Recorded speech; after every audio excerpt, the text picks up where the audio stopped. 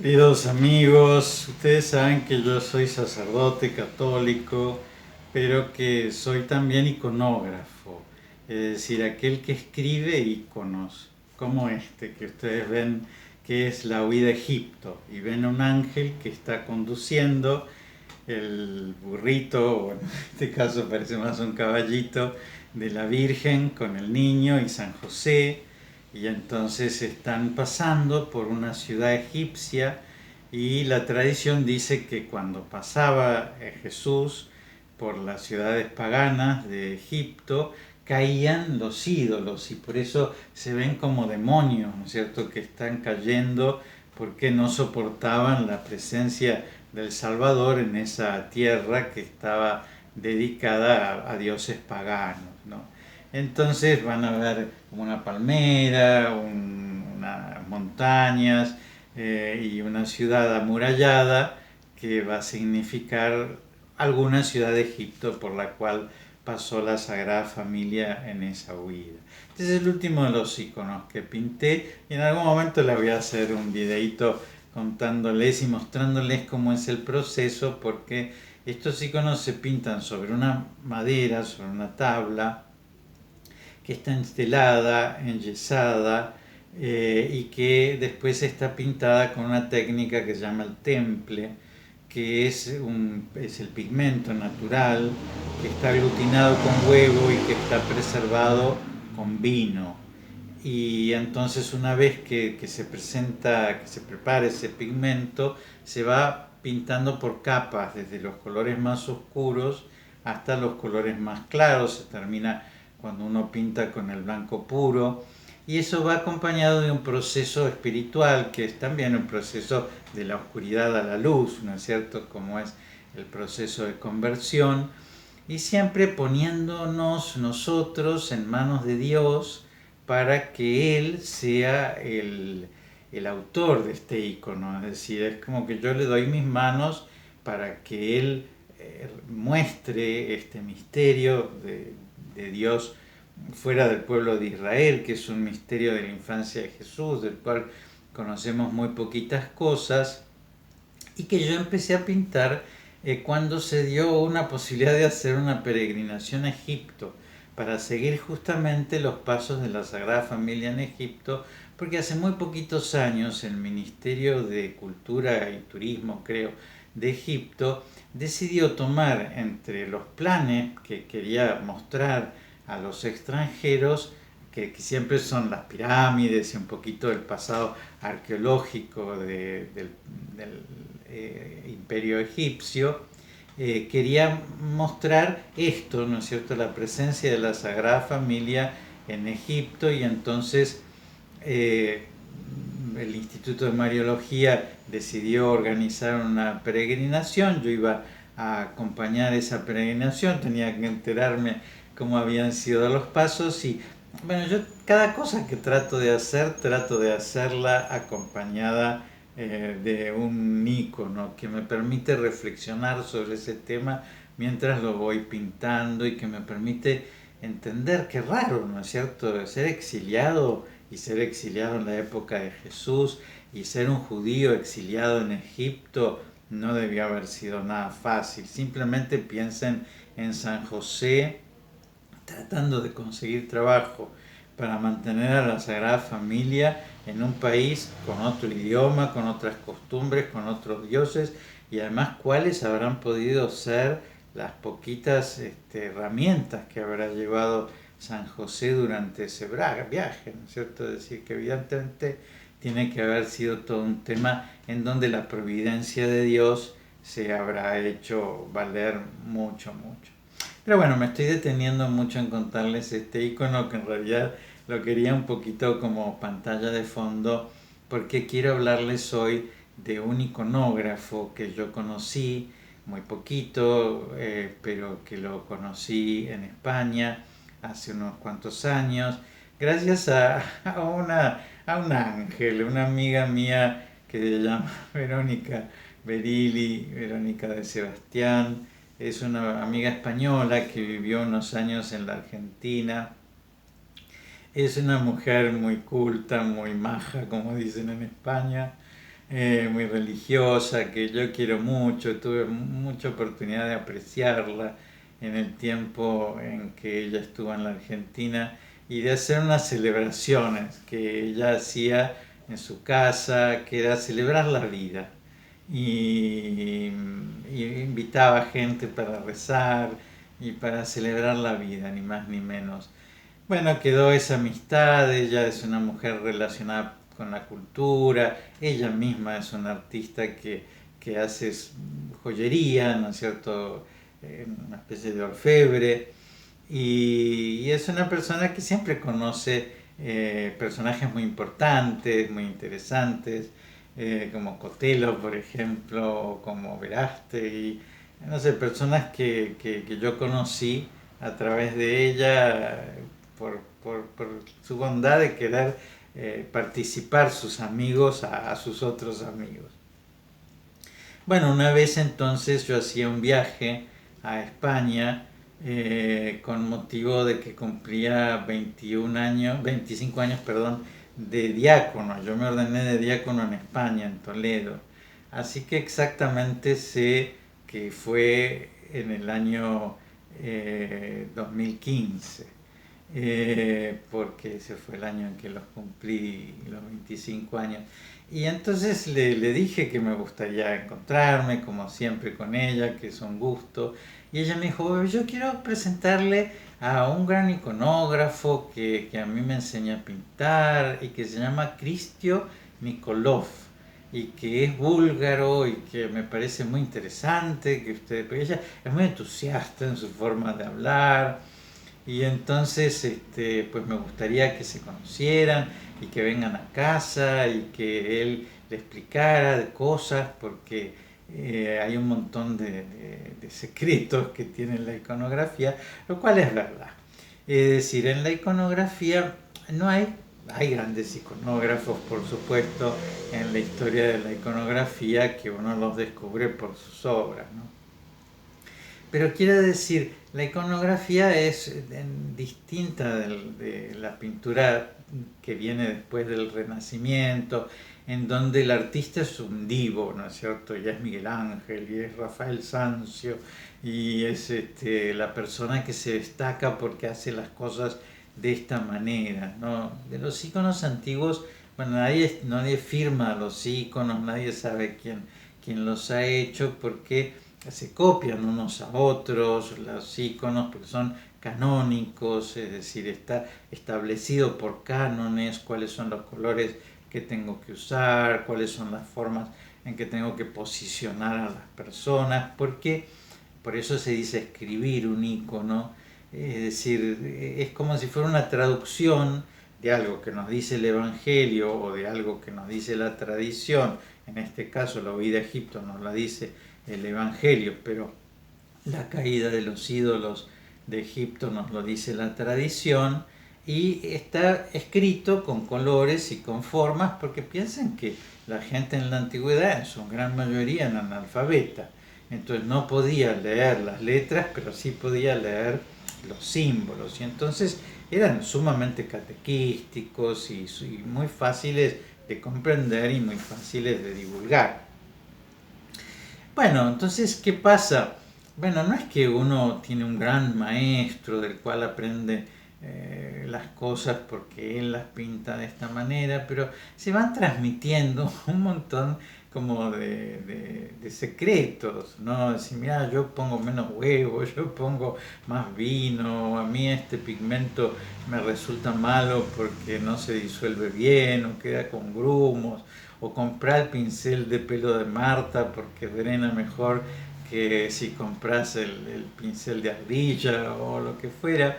Y bueno, por eso es muy interesante conocer iconógrafos y escucharlos. Evidentemente, cuando hay una persona que nace en la tradición oriental, como es este el caso, de que es un búlgaro, entonces es como si le dijera, bueno, nosotros nacimos escuchando tangos o nacimos comiendo empanadas, ¿no es cierto? Y entonces nos resulta fácil hablar de eso.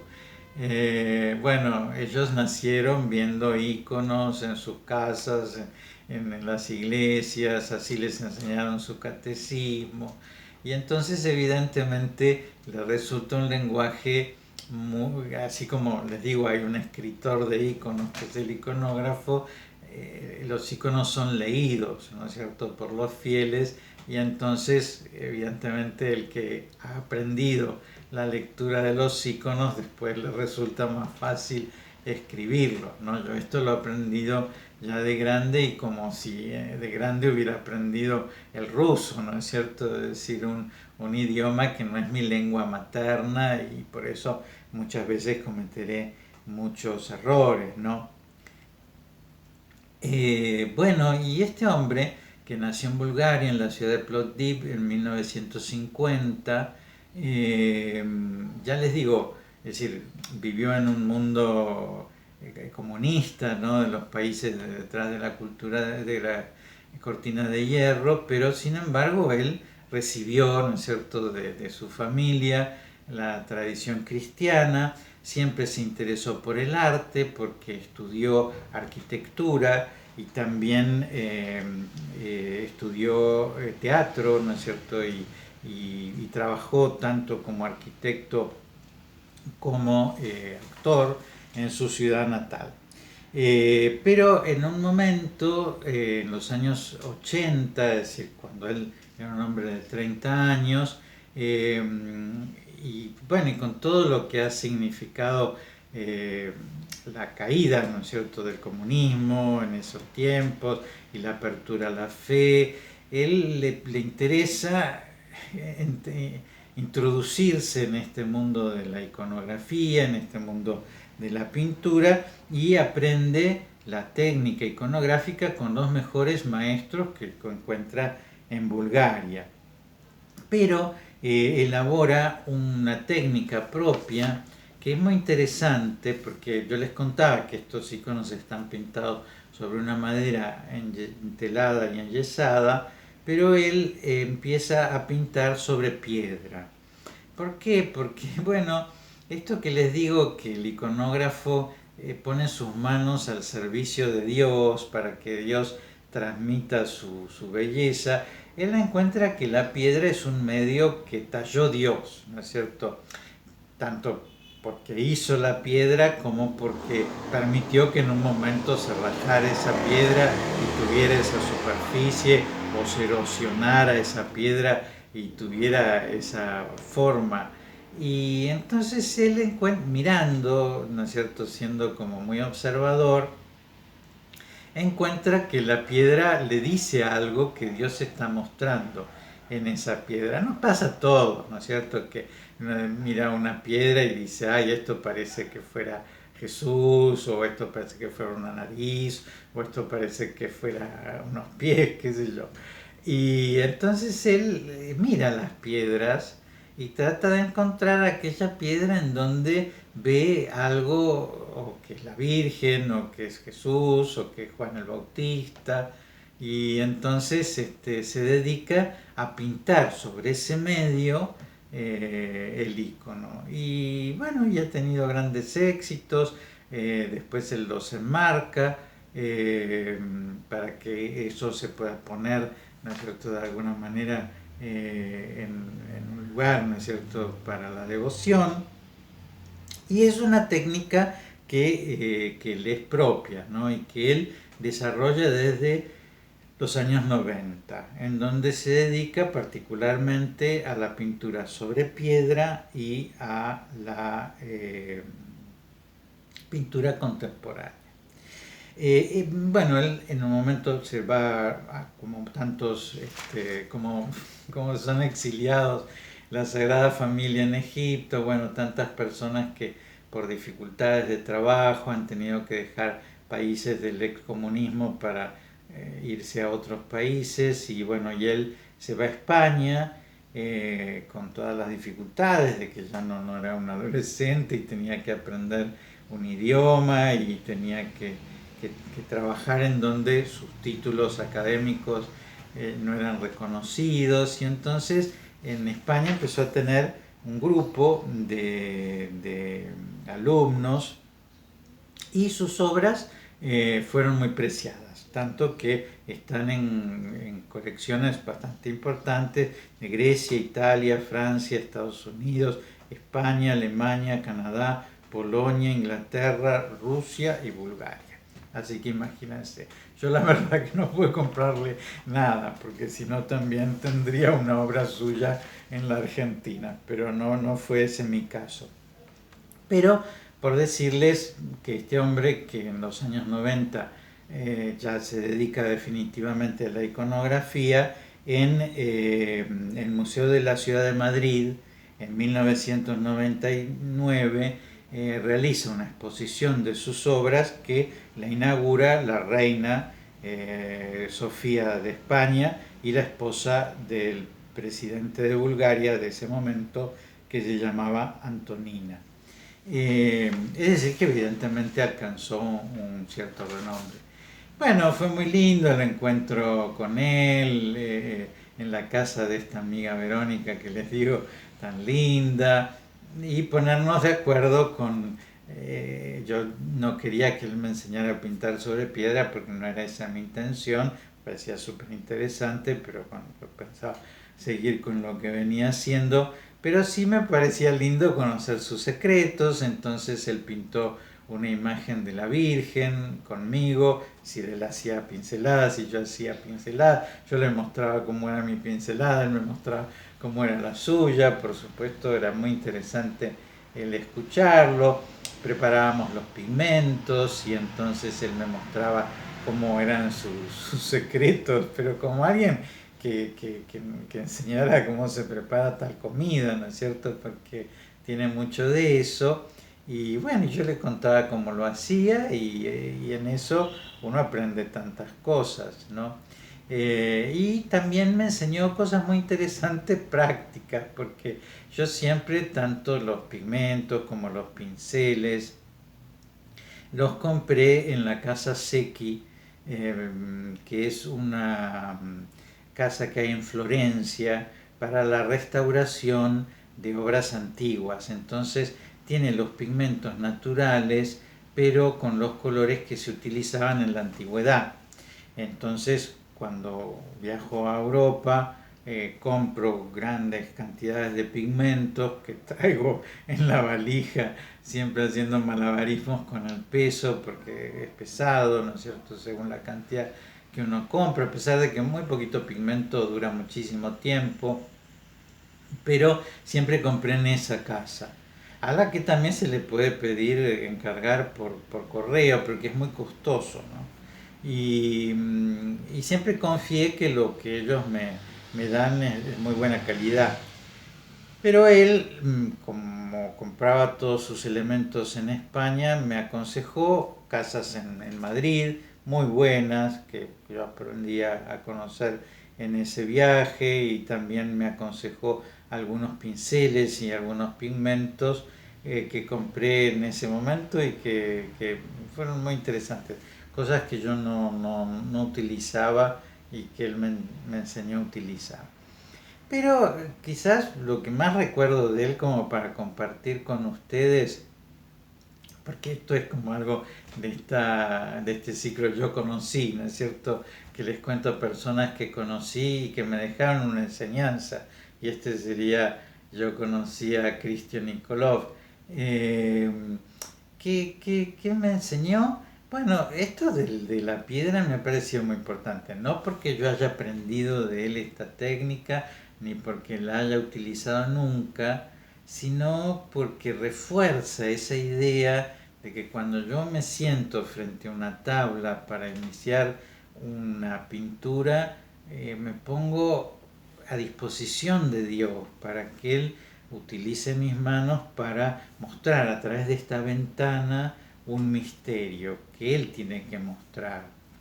Eso en el sacerdote es algo bastante común, es decir, cuando yo predico tampoco quiero darles una clase de lo que yo sé, porque evidentemente eso no les serviría de nada, ¿no? Es decir, cuando uno predica, lo que uno quiere hacer es prestarle a Dios su voz para que Dios hable a través de nosotros y los ilumine y les transmita cosas que quizás uno no sabe demasiado, o por lo menos seguramente no practica del todo. pero en las que cree, ¿no? Y uno lo ve, algunas veces uno se escucha decir cosas y se da cuenta que no es uno el que está hablando, ¿no? Y en los iconos también, ¿no es cierto? Uno cuando mira iconos dice, es Jesús, ¿no es cierto? El que se ha mostrado, ¿no? Porque yo no hubiera sabido hacerlo. Y simplemente lo que yo hice fue prestarle mis manos para que Él se manifestara. Y eso me parece algo sumamente importante porque parece que el hombre siempre que quiere hacer algo, algo se equivoca, ¿no es cierto? Algo hace mal, ¿no? En cambio, cuando quiere realmente colaborar con la obra de Dios, ¿no? Y la obra de Dios es lo que tiene que ser hecho. Y nosotros simplemente tenemos que ser peoncitos de ese ajedrez divino. Entonces ahí es cuando nosotros estamos en nuestro lugar. Les dejo la bendición, que Dios los bendiga y los proteja en el nombre del Padre y del Hijo y del Espíritu Santo.